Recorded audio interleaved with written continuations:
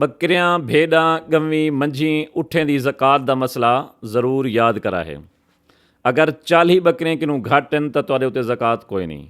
जै वेले 40 बकरियां पूरियां थी सन एक बकरी तुहाडे उत्ते ज़कात दी है। 120 तक एक बकरी। जै वेले 121 थी सन वल 2 बकरियां तुहाडे उत्ते ज़कात दियां लाजमी थी वे सन 200 तक। और जै वेले 200 पूरियां थी सन 200 किनू ला ते 392 तक 3 बकरियां तुहाडे उत्ते। वल जै वेले 400 थी सन वल 4 बकरियां तुहाडे उत्ते लाजमी हैं।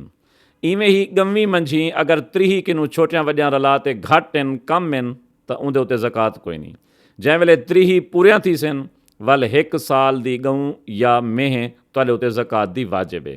जै वेले 40 थी सन वल 2 साल दी 1 गऊं या 1 मेह तुहाडे उत्ते लाजमी थी सन। जै वेले 60 थी सन वल 60 दे उत्ते 1 साल वालियां 2 गवी या 2 मंझी तुहाडे उत्ते लाजमी हैं। इवें उठ अगर तुसां किने 5 किनू घट हैं तो तुहाडे उत्ते ज़कात वाजिब कोई नहीं।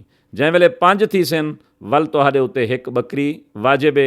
10 उठ होवन 2 बकरियां, 15 उठ होवन 3 बकरियां, 20 उठ होवन 4 बकरियां तुहाडे उत्ते लाजमी थी सन।